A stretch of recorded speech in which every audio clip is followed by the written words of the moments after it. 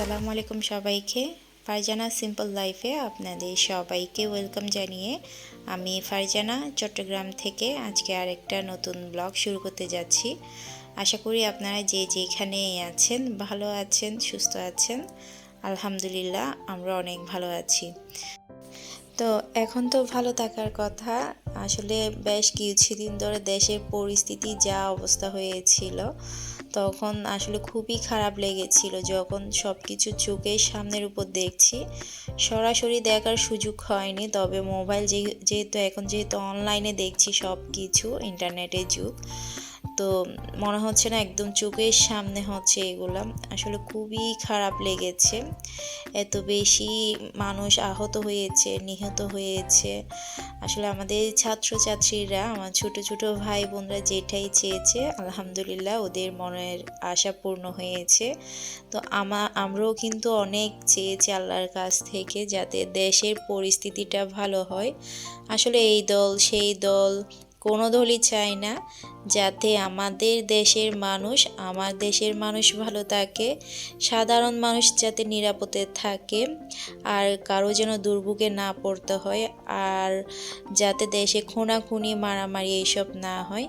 আর আমরা যারা সাধারণ মানুষ, আর আমাদের নিত্য প্রয়োজনীয় জিনিসপত্র যাতে একটু দাম কমিয়ে আমরা যাতে সব কিছু একটু হাতের নাগালের মধ্যে থাকে, এই দোয়াই করব। এটাই চাই বাংলাদেশের মানুষরা, যারা আমরা সাধারণ মানুষ আছি আর কি।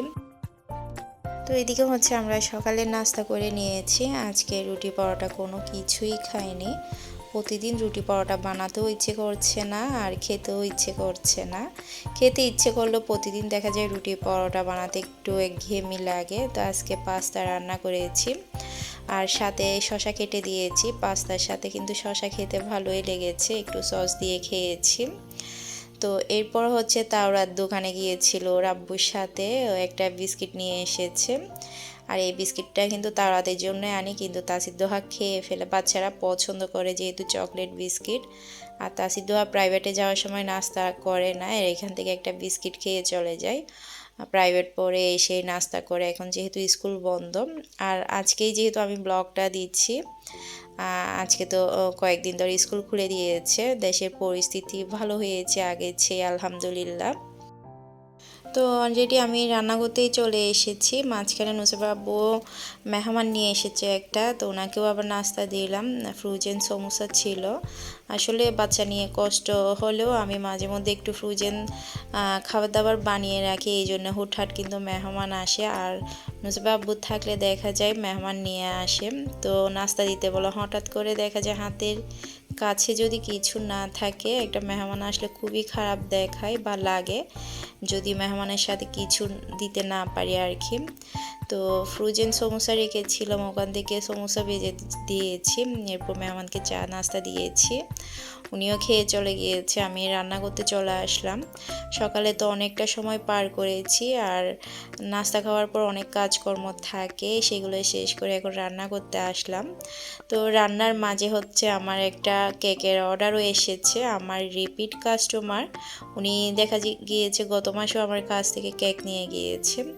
তো আপু ইমার্জেন্সি কেক লাগবে বলেছে, যেহেতু এখন প্রায় দুপুর হয়ে গিয়েছে, সন্ধ্যার পর দিতে হবে। তো আপুর কথা আর ফেলতে পারিনি, আপুকে বললাম ঠিক আছে আপু, আমি ইমার্জেন্সির কেকটা বানিয়ে আপনাকে ডেলিভারি দিব। তো এর মধ্যে দুপুরে গোসল করে নিয়েছি, নামাজটাও আদায় করে নিয়েছি। আর বাচ্চাদের জন্য আমি লটিয়া মাছ ফ্রাই করেছি। নুসেবা ওরা বুকে বলেছিল বাজার থেকে মনে করে যেন লটিয়া মাছটা নিয়ে আসে। আর আমার বাচ্চারা দেখা যায় লটিয়া মাছ রান্না করলে খায় না, ওদেরকে ফ্রাই করে দিতে হয়। দুপুরও আমি কাঁঠালের বিচির ভর্তা করেছি, এরপর লটিয়া মাছ ফ্রাই করেছি, সাথে একটু শসা লেবু নিয়ে শুকনা ভর্তা দিয়ে ভাতটা খেয়ে নিয়েছি। তো যেহেতু আপুর জন্য কেকটা রেডি করতে হবে, আমি একটু তাড়াহুড়োও করছিলাম, যেহেতু আপুকে ঠিক সময়ে আমি কেকটা ডেলিভারি দিতে পারি। তো আপু হচ্ছে ঢাকাতে থাকে, ঢাকা থেকে যখনই আসে গ্রামে তখন কিন্তু আমার কাছ থেকে কেক অর্ডার করে নিয়ে যায়। ওনার পরিবারে সবাই কিন্তু আমার হাতের কেকটা অনেক বেশি পছন্দ করে। তো আপু সেম আজকেও ফোন করে বলছে আপুর আজকে ম্যারেজ ডে, তো ওনার যাও এসেছে সাথে। তো সন্ধ্যার পরে একটা কেক দিতে হবে, ম্যারেজ ডে পালন করবে এই আর কি। তো কোনো নাকি প্ল্যান ছিল না, তো যেহেতু আমার হাতের কেক বিশেষ করে ভাইয়া পছন্দ করে, তো কিছুদিন আগে নাকি আপুকে ভাইয়া বলেছিল যে ঢাকাতে ফারজানা আপুকে বলো একটা কেক পাঠাতে। তো আমি তো এটা আপুর মুখ থেকে শুনে অনেক বেশি হেসেছিলাম। আসলে এখান থেকে তো ঢাকাতে কেক পাঠানো সম্ভব না। তো আপুকে সেটাই বলছিলাম, আপু বলল ভাইয়াকে ঢাকাতে কিভাবে আপু কেক পাঠাবে সাতকানিয়া থেকে। আসলে ভাইয়া নাকি অনেক বেশি পছন্দ করে, তো যেহেতু ভাইয়া পছন্দ করে সেজন্য আপু প্রায় সময় কিন্তু আমার কাছ থেকে কেকটা নিয়ে যায়। তো আপু আজকেও 4 পাউন্ডের একটা চকলেট কেক দিতে বলেছে। তো যেহেতু চকলেট কেক বানাচ্ছি আর 4 পাউন্ড, আমি একটা 9 ইঞ্চি মোল্ড নিয়েছি, দুইটা বানাবো আজকে কেক। প্রথমে হচ্ছে আমি 4টা ডিম দিয়ে একটা বানিয়েছি কেক, পরেও আবার 4টা দিয়ে টোটাল আজকে 2টা কেক বানাবো। যেহেতু এর চেয়ে বড় মোল্ড আমার নাই, তো যেহেতু বেকিং নিয়ে কাজ করছি, বেকিংয়ের আরও অনেক জিনিসপত্র আমার লাগবে। তো আর এর চেয়ে বেশি বড় হলো দেখা যায় 4 পাউন্ড কেক তেমন বেশি ভালো লাগবে না, অনেক বড় দেখাবে। তো কেক দেখা যায় হাইট একটু যদি উঁচু হয় কেকটা কিন্তু দেখতে ভালোই লাগে, সুন্দর হয় ডিজাইনটা। তো আমি একটু হাইটে উঁচু করে কেকটা বানাবো। তো আমি টাইম সেট করেছি হচ্ছে 35 মিনিট। 35 মিনিটের মধ্যে 7-8 মিনিট হচ্ছে ফ্রি হিট করে নিয়েছি। এরপর 25 মিনিটের মধ্যে কিন্তু মাশাল্লাহ আমার কেকটা একদম ফুলে গিয়েছে আর কেকটা কিন্তু হয়েও এসেছে। আমি বের করে চেক করে দেখেছি কেকটা কিন্তু একদম সুন্দরভাবে হয়ে গিয়েছে। আর কেকের কালার, কেক এত বেশি সফট হয়েছে, অনেক বেশি সফট হয়েছে, এগুলা মানে ধরাই যাচ্ছে না, ধরলেই ভেঙে যাবে এই অবস্থা। তো আমি হচ্ছে সব সময় কোকো পাউডার ইউজ করি, মালয়েশিয়ার ব্র্যান্ডে যে লাল প্যাকেটের কোকো পাউডার আছে, আমার নামটা এখন মনে আসছে না, তবে আমি আগের ভিডিওতে কিন্তু দেখিয়েছি আমি কোন ব্র্যান্ডের কোকো পাউডারটা ইউজ করি। এই কোকো পাউডার দিলে কেকের কালার কিন্তু অনেক বেশি সুন্দর আসে, আর ব্র্যান্ডও যেহেতু ভালো। আর চকলেট কেক তো বরাবর সবাই পছন্দ করে, আমার ঘরেও সবাই চকলেট কেকটাই পছন্দ করে, তবে ভ্যানিলা কেকও কিন্তু অনেক বেশি মজা হয়। তো যেহেতু আজকে 4 পাউন্ডে 2টা কেক আমি বেক করেছি, 2টা কেক কিন্তু আমি 4 ভাগেই স্লাইস করে নিব। তো অলরেডি কিন্তু একটা স্লাইস করে নিয়েছি, এগুলো কিন্তু 3 ভাগেই কিন্তু করা যেত, স্লাইস করা যেত, যেহেতু হাইট একটু উঁচু হয়েছে। তো দেখা যায় 6 লেয়ার করলে কেকটা অনেক বেশি উঁচু হয়ে যাবে, এরপর ক্রিমও কিন্তু পরিমাণে বেশি হয়ে যাবে আর ওজনও বেড়ে যাবে। তো সেই কারণে হচ্ছে আমি 4 ভাগেই ভাগ করে নিয়েছি। আর আমি লাস্টে যেই কেকটা বানিয়েছি এইটা অনেক বেশি তুলতুলে, যেহেতু একটু গরম ছিল, প্রথমেরটা একটু ঠান্ডা হয়েছে, লাস্টেরটা একটু গরম ছিল। তো আমি কিন্তু স্লাইস করার সময় কেকটা ভেঙে গিয়েছে, এটা ধরাই যাচ্ছে না, এত বেশি সফট ছিল। তো কোনো সমস্যা হবে না, যেহেতু আমি ক্রিম দিয়ে এটা ফিনিশিং দিব, এটা বোঝাই যাবে না যে নিচের কেকটা ভেঙে গিয়েছিল। আর অনেক আপুরা কিন্তু আমাকে কমেন্ট করেছেন আমি সুগার সিরাপটা কেকে কেন ব্যবহার করা হয়। আর স্পঞ্জ কেক দেখা যায় আমরা ডিজাইন করে, ক্রিম দিয়ে ডিজাইন করে কিন্তু ফ্রিজেই রাখি, আর যখন কেক ফ্রিজে রাখা হয় কেক কিন্তু দেখা যায় অনেক সময় শক্ত হয়ে যায়, একটু ড্রাই হয়ে যায় আর কি।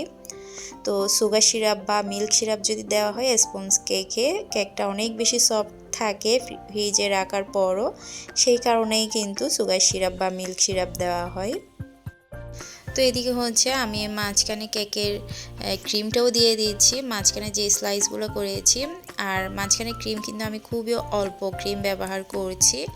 আর আমার কেকে দেখা যায় আমি কেকের পরিমাণটা একটু বেশি রাখি, ক্রিমের পরিমাণ কিন্তু খুবই কম রাখি। তো অনেকে দেখা যায় ক্রিমটা কিন্তু পছন্দ করে না, বা কেক খাওয়ার সময় দেখা যায় ক্রিমটা এক সাইডে রেখে দেয়, শুধু কেকটাই খায়। আর চকলেট ক্রিম কিন্তু অনেক বেশি টেস্টি হয়। আমি চকলেট ক্রিমটা রেডি করি হচ্ছে চকলেট গানাশ দিয়ে, এরপর চকলেট পেস্ট দিয়ে হচ্ছে আমি চকলেট ক্রিমটা রেডি করি, আর খুবই সামান্য একটু কোকো পাউডার দিই। তো এতে কিন্তু চকলেট ক্রিমের টেস্টটা কিন্তু দ্বিগুণ হয়ে যায় যখন চকলেট গানাশ দেওয়া হয়। তো চকলেট কেকের ক্রিম অনেক বেশি টেস্টি হয়। তো আপু কালার খুবই কম পছন্দ করে। তো আপুর দেখা যায় কালার ইউজ করলে ক্রিমের মধ্যে আপুর নাকি ভালো লাগে না। তো আপু সব সময় আমার কাছ থেকে চকলেট কেকগুলো নিয়ে যায়। তো আপু একদম সিম্পলের মধ্যে ডিজাইনটা দিতে বলেছিল। আর আপু কিন্তু কোনোদিন আমাকে ডিজাইন দেয় না, আমাকেই একটা দিতে হয়। আমার উপর নাকি ভরসা আছে, আমি যেভাবে দিব ওনার নাকি সেভাবে ভালো লাগবে। তো সব সময় কিন্তু আমি আপুকে খুবই সিম্পল করে ডিজাইনটা দিই। আপু যেহেতু কালারটা পছন্দ করে না, আর আমার মতে কিন্তু আমি যেহেতু বেকিং নিয়ে কাজ করছি, আপনি ক্রিমে যখন কালার ব্যবহার করবেন, ক্রিমের টেস্টটা কিন্তু নষ্ট হয়ে যায়। আর ডার্ক কালার যদি দেওয়া হয়, বেশি ক্রিমের মধ্যে যদি বেশি কালার দেওয়া হয়, ক্রিমটা একটু তিতা ভাব চলে আসে, তখন কিন্তু ক্রিমের টেস্টটা এত বেশি থাকে না। তো আমার একটা রিকোয়েস্ট থাকবে, আপনারা সবসময় লাইট কালারগুলো পছন্দ করবেন কেকের মধ্যে, যাতে লাইট কালারটা দেওয়া হয়। বেশি ডার্ক কালার দিলে কিন্তু কেকের টেস্টটা নষ্ট হয়ে যায়, ক্রিমের টেস্টটা, তখন অরিজিনাল যেই ক্রিমের টেস্ট সেটা কিন্তু পাওয়া যায় না। তো সেই কারণে কিন্তু লাইট কালার কেকগুলো অনেক বেশি টেস্টি হয়, বিশেষ করে চকলেট কেকগুলো কিন্তু আরও বেশি টেস্টি হয়। তো এই তো আমি পুরা কেকটা কিন্তু চকলেট ক্রিম দিয়ে কভার করে আমি ক্রাম কোট করেই কিন্তু নর্মাল ফ্রিজে রেখে দিয়েছিলাম, যাতে ক্রিমটা সেট হয়ে যায়। এরপর হচ্ছে হোয়াইট ক্রিম দিয়ে আমি ফিনিশিংটা দিয়ে দিয়েছি। আর আপু যেহেতু একদম সিম্পলের মধ্যে ডিজাইন করতে বলেছে, আমি উপরে একটা জিগজ্যাগ ডিজাইন দিয়ে দিচ্ছি। এই ডিজাইনটা আপনারা রাইটিং নজেল দিয়েও দিতে পারবেন, আর নয়তো পাইপিং ব্যাগের মধ্যে সামান্য একটু কেটে মাথাটা একটু কেটে দিলে কিন্তু এই ডিজাইনটা সুন্দরভাবে হয়ে যায়।